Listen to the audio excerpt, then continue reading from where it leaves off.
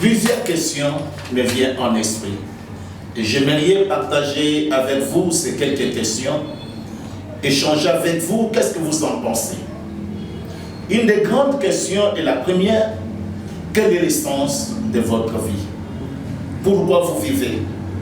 Pourquoi vous existez? Êtes-vous en train d'exister ou vous allez au-delà d'exister? Vous êtes en train de vivre.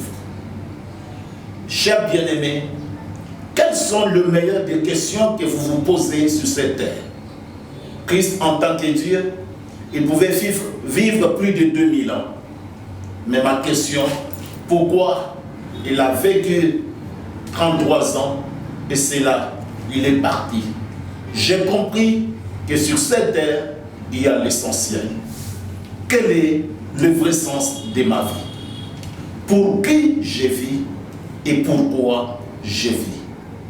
Avez-vous déjà pensé pour votre éternité? Comment sera la fin de votre vie sur la terre? Après avoir mené la vie comme celle que vous êtes en train de mener, comment sera votre finalité?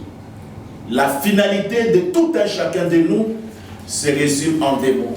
Soit vous regretterez le pourquoi d'avoir vécu sur la terre, soit vous allez vous réjouir et vous serez récompensé. L'éternité existe. Que pensez-vous de l'histoire de votre vie? Savez-vous que la mort existe? Oui, c'est vrai. La mort est là pour les justes et pour les méchants, pour les chrétiens comme pour les païens. Mais le vrai problème n'est pas au niveau de la mort. Le vrai problème après la mort, où tu passeras ton éternité. Quelle est l'une des meilleures phrases que tu aimerais entendre de la part de Dieu si cette occasion t'était donnée à la fin de ta vie, si tu t'es retrouvé à la porte du ciel? Il te posait la question de savoir qu'est-ce que tu aimerais entendre de moi. Ah, j'aime bien dans Matthieu chapitre 24, moi personnellement j'aimerais qu'ils me disent bon et fidèle serviteur, entre dans la joie de ton maître. Après avoir vécu sur la terre, qu'est-ce que tu aimerais recevoir comme récompense? Après avoir fait tout ce que nous sommes en train de faire, à quoi nous nous attendons? Cette vie sur la terre, sans prendre de grandes décisions, sans faire de bons choix, sans accepter de nous imposer certaines disciplines, sans un engagement réel, cette vie sur la terre nous réservera que des déceptions. Bien-aimés, le vœu de mon cœur, ma prière, est que nous ne soyons pas surpris. Jésus revient bientôt. L'éternité est réelle. Nous sommes dans un monde où les gens nous réservent de bonnes réponses, mais qui ne sont pas des vraies. Nous sommes dans un monde rempli des impressions. Les gens aiment apparaître, les gens aiment impressionner, mais les gens n'aiment pas montrer ce qu'ils sont réellement.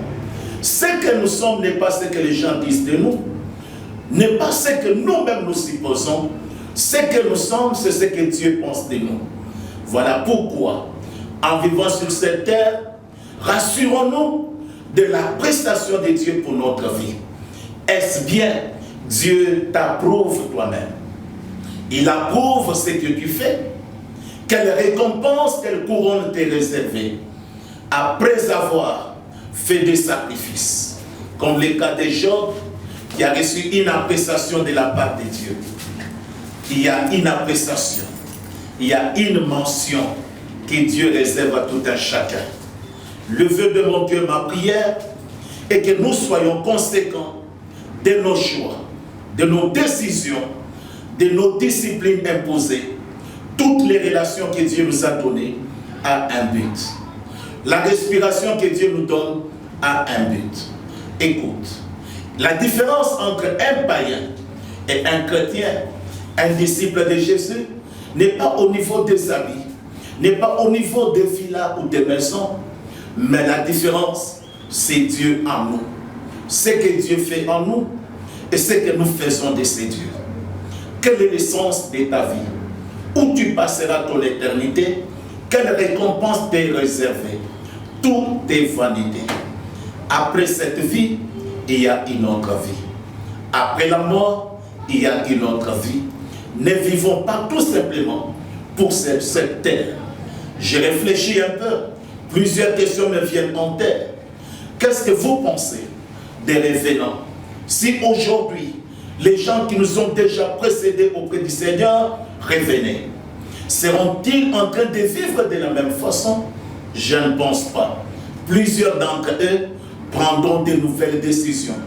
Plusieurs d'entre eux décideront de vivre autrement. Rien ne dépasse le ciel. Rien ne